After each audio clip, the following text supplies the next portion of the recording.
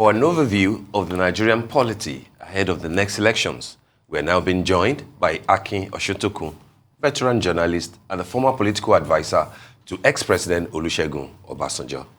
Good morning, Mr. Osuntokun. Good morning, Steve. Good to have you. Yeah, I'm glad to be here. So. All right. Well, I mean, the month of May is here, which, as a lot of people have observed, it will probably be the most important month before the general election, isn't it? Because all the candidates will emerge this month, for the primaries, etc. But then a lot of people do say that this will be possibly the most intriguing political season since the advent of democracy in 1999, when we returned to, democratic rule. And there's no Albany, the character in James Hadley Chase, who knew. And they are to the ground. Absolutely. What people are saying today is that we may have an idea of who will not, likely emerge as either presidential candidate or the president, but nobody can say authoritatively at this point, unlike before, that this is the direction that we are going. How important do you think this election is? And given the fact that the two parties are now basically saying that we'll throw the tickets open for the presidential, APC and PDP, and we do not seem to have any other alternative, unlike in 2014, 2015, where the APC came on board. What shape do you think these whole 2023 general elections will take, and what direction for hope or for anxiety, for concerns, do you think that people, should focus their attention on? What we have in Nigeria is a systemic crisis. In other words, you cannot isolate one problem to solve and leave the others. They are interlinked, That just what you are talking about politics today.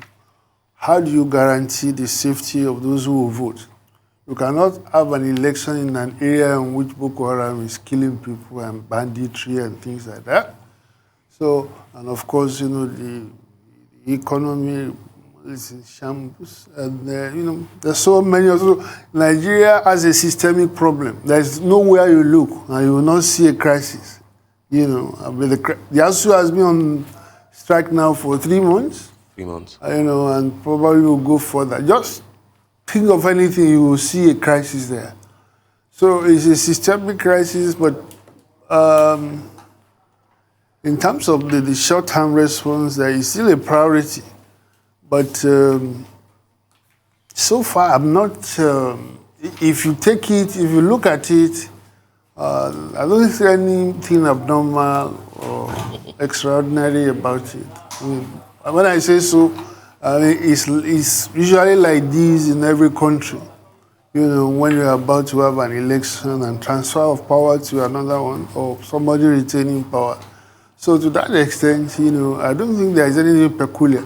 The only thing unique about this Nigeria today is the idea of zoning, which is a positive instrument of, stabilizing the country after the experience of long military dictatorship and the seeming monopoly of power, by a section of the country. But typically with this government, what is good is we're staring them in the face like this, and then they will go and look for some other option. And of course, if you listen to what you are saying and ear to the ground, or what people are saying, that this is what speculations will always be on. Speculations are right. But when your crew interviewed the president a year ago or thereabouts, he said he has a favorite. Yes. But that he will not, he doesn't want to reveal because the person may be exposed to danger. So, of course, he already said that. And, it's good that people, have this confidence that they can influence the election one way or the other.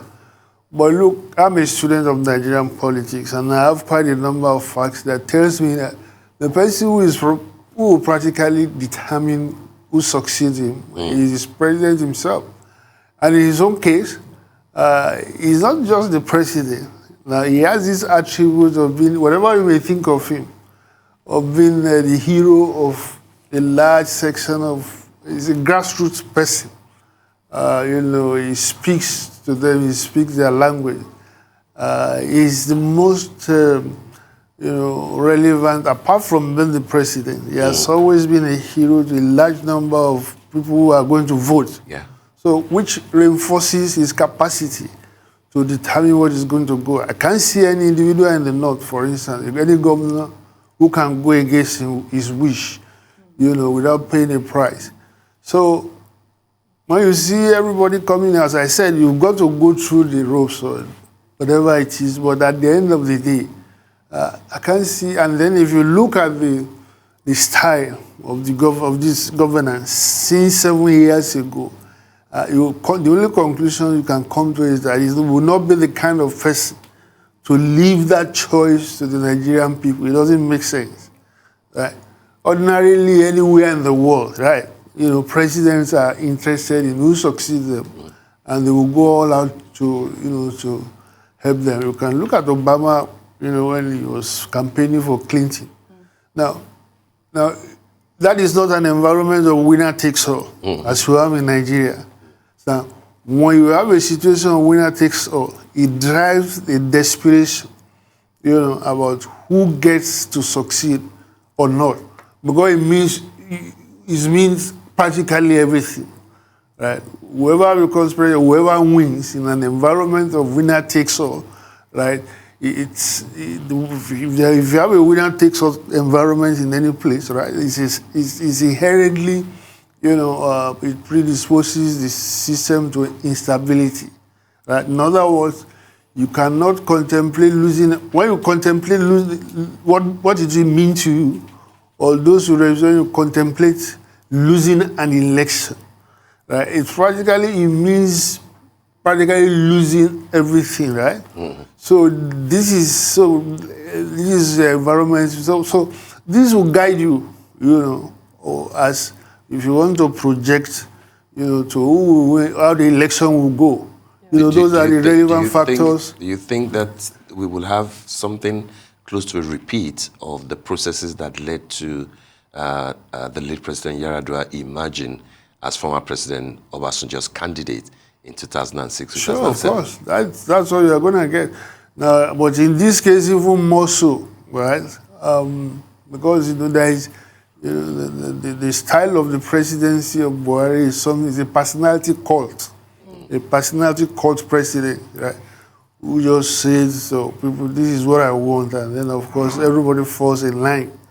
Akin, that has been a topic of debate all around, going up to this 2023 presidential election. The fact that you've just said that the president is the only one who can determine his successor at this point, right?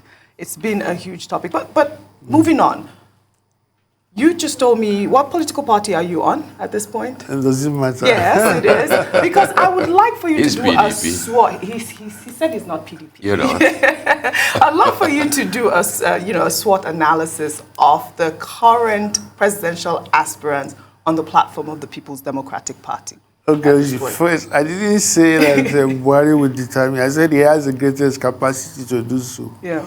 And don't mind you are right. I mean, but I choose my words carefully, right? He has and he will use it, right? Right. So, if I'm very categorical, then there is no point going for election any longer. That's the debate. So, but in any case, so the two parties, first and foremost, I mean, it's like the difference between the two of them is the difference between 6 and half a dozen. The boundaries between the two parties is so fluid that practically they are like special purpose vehicles for realizing their ambition. It's not a party in the traditional sense or conventional sense in which we understand political parties. They are platforms on which people go to realize their ambition. The ambition comes first before the party. I mean, you understand, look, the chairman of APC today was a two-time governor under PDP. Yes. Right? So, look, many have gone to PDP, back to APC, back to PDP. So, as such, it's not, you cannot meaningfully distinguish between the two parties, as political parties. What you can say, of course, is, like I said, they are SPVs, right? And, of course, they have clearly APC has an upper hand, being the ruling party. It has access to everything that you can use to influence, how the election goes. Well, it has lost a lot. Ordinarily, it shouldn't. That shouldn't be the case. The record of the APC government is woeful. I mean, it's worse than the PDP, and that is why people are believing that they are so bad that nobody is going to want them back. But the reality of the kind of environment is that, they can negatively, they have a negative advantage, like corrupting the system. I mean, they plays a decisive role, in the election, and they have access to tons of money, and which is going to be deployed. It's unfortunate, but this is what we have. PDP, it also provides an alternative platform for anybody to go to realize, them. Don't forget that the president and I think members of his party, were opposed to the Electoral Act for almost a year. That's right. Why will you oppose a measure that seeks to make the process of election more transparent? So you see, that tells you the kind of environment that we have. But as a religious person, it's a man proposes, God disposes. Maybe that would be the case. But the potential of Nigeria is even more alarming than because we are ignoring the security crisis, which has not indicated that it's going to be any less, violent, massive, going forward for the election. Those two things are going to have a perfect storm. I mean, if nothing is done, I actually believe that it's almost too late now to make any meaningful impact, on crisis, on the crisis that we are in. Right? Yeah, but there was security issues in 2014, 2015. But and elections went ahead. And you remember what the president then did? They may, accept publicly. What they did was what the governor of Kaduna said, Erufai. They hired foreign mercenaries, right, to come and deal with the situation. And, they asked for an extension. That's right. During which time to contain. We have not seen anything near that from this government. And I don't know, I don't see, when it comes to taking proactive steps, right, either for the political stability of Nigeria, to combat security crisis, to respond to economic pressures, you don't see the record of this government in positively responding is appalling. So, I don't know, but yeah, but in all these... Well, yeah. Okay, the point I was making the other time, right? We will have a situation now in which a president who was elected under PDP, right, is contemplating... I was coming there. I was going to ask you. So this is what I was telling you about the fluidity, how more conspicuous, can it get, when you have a president elected, it's like Obama going to contest, well, anyway, the difference is more artificial here, than that place. So, that is it. But on that point. Were you going to ask about Good Luck Jonathan? Yes. Yes. Can you broaden that conversation? Aside the moral burden of the president who won, who was president on another platform and was demonized out of office, would contemplate going to the same party that took him out. Aside the moral burden, he's got all the, all the rights to want to contest. And if he thinks that he's got the right deal and that he has 4 more years to spend, don't you think that he will give it a thought and a go? Well, well, first, of course, it's an embarrassment. But anything goes. Finally, somebody is saying that, publicly, which I applaud because... An embarrassment to who, though? To who? To the person or to the party? That's what? You said you described it as an embarrassment. I just want you to clarify. An embarrassment to whom? To Nigeria, look, Nigeria has developed a thick skin, to every embarrassing thing. Not everything goes, but the most important thing, well, I don't know is actually his zoning, how it plays out, how it pans out. That's a major contention, for this electoral cycle.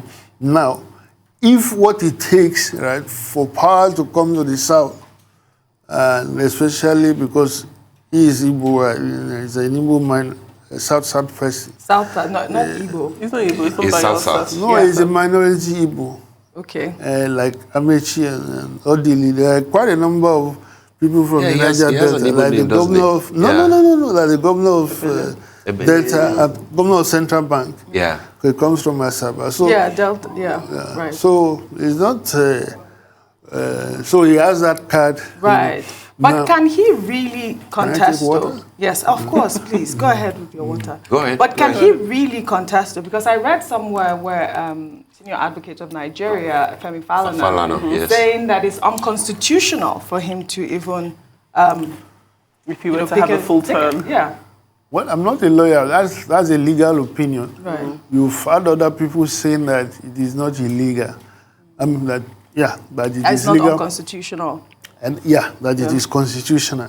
Well, that's another aspect of it. But I don't see, somebody speaking indirectly on his behalf, right, was saying that if they truly want him as APC candidate, the conditions under which you will accept, right, is for the electoral law, for Buhari to contrive, the electoral law, in a way that will accommodate him, that they will accommodate, the candidacy of President Jonathan. But you see, there's also the aspect that if he goes in, he cannot spend more than one term. That's right. Yeah. So that is going to be contentious, right? People from the South are going to raise the issue that, you can't go for second term. Does that mean that power will go back to the North? These are things that will play out, But you see, Nigeria is, but it's good that people, are very passionate and animated about, the election. But okay, let me be more specific now, because Oji mentioned the SWOT analysis kind of a situation. If we were to look at 2-3 important names in the two big political parties, we take the APC, the vice president is there, given his position as a serving vice president. Asiwaju Bola Ahmed Tinubu, is there. Rotimi Amechi has declared. We'll go by those who have declared, although we know, of course, that Amosun, possibly Governor Fayemi, will also declare after Salah. And there are a couple of other names, dark horses, if you like, that may come. And then on the other hand, we have the PDP. Atiku, is there. Governor Nyesom Wike is there. And of course, Peter Obi. I think those will be like the 3 leading, candidates outside of Saraki. Tambua, we are not sure the kind of romance is having again with APC. Of all these 5-6 key names, do you see a potential president in all of them, and what will be the reason? Not according to the president. he said his own candidate, as a matter of fact, that the criteria that you just laid down disqualifies them, on the basis of what President Buhari said. What did he say? He said he's a relatively unknown person who is vulnerable. He doesn't want him killed. And so that's your reading of it. Yes, of course. That is the truth. That is, look, he said so. He said the person he doesn't want them to eliminate him. If then he's not referring, cannot possibly be referring to any of these people that he doesn't want to mention. So that, that's what I'm saying. So it's not. That's according to on the basis of what you have had. Now, if you want my own personal opinion, yes, right? We do. I've written a lot about it. Is that you should go to the Southeast, the Igbo people. First, I'm looking at it from the point of view of national unity, national integration. The irony is that those who preach national unity or integration almost on a daily basis, right? When they don't have an opportunity, right, an instrument that will further that objective, they turn their back on it. Now, look, of course, Nigeria isn't going anywhere, without the constitutional review. You want to call it restructuring. Restructuring is the restoration of federalism, because a lot of people, it's fashionable to say we don't know what they mean, what they are saying about restructuring. That is what it means, right? The irony is that actually it was the soldiers, the military government that took Nigeria from 4 regions in 1966 to the 36 states that we have today. So there were those who did that were those who restructured the country, right? And we have seen, the viability. We have seen that it has failed, right? Because they are dependent, contrary to what federalism requires, and so they are dependent, on the center. So people who are talking about restructuring are actually talking about restoration of federalism. Or if I can put it in a technical language, it's the restructuring of power relations. Power relations between the center, and the coordinate state, right? If you, like, for instance, if you want to practice federalism as it is, and not that is the theory of it, but how it has worked out, you only have 2 tiers of government. That's the federal government and the regional coordinate. You don't have local government. Local government in federalism essentially belongs to the state. Now, creating a tier out of them is actually weakening, the regional government. So these are the factors that would. Why I said that is, it's like for me, it's a caveat emptor, right? Nothing I say about zoning, right, renders my position on restructuring invalid. That is what I believe in. And I believe that Nigeria cannot move forward. Nigeria is going to be crisis-ridden if you don't do it. Right? We have seen that in our lived experience.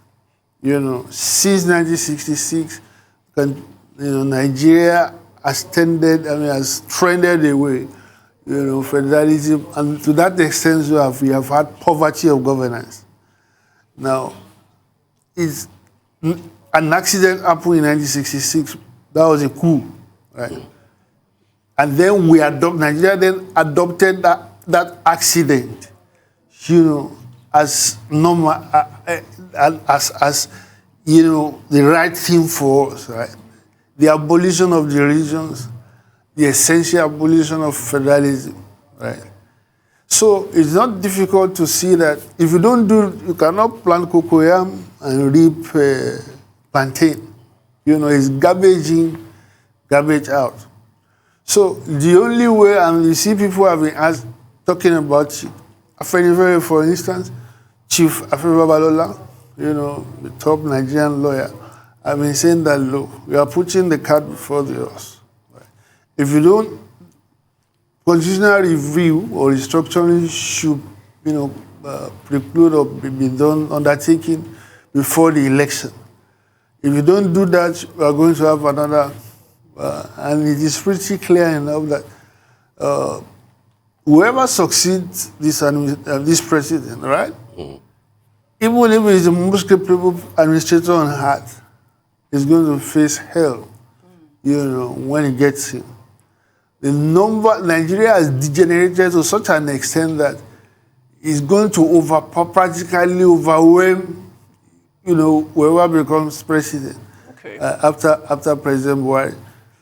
The reason why we have we can't even get into the reason. We can't. We have completely run out of time. We have run out of time.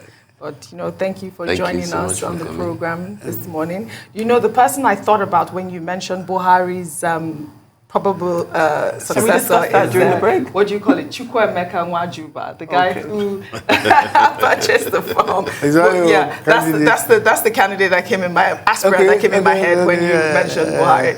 But thank you again.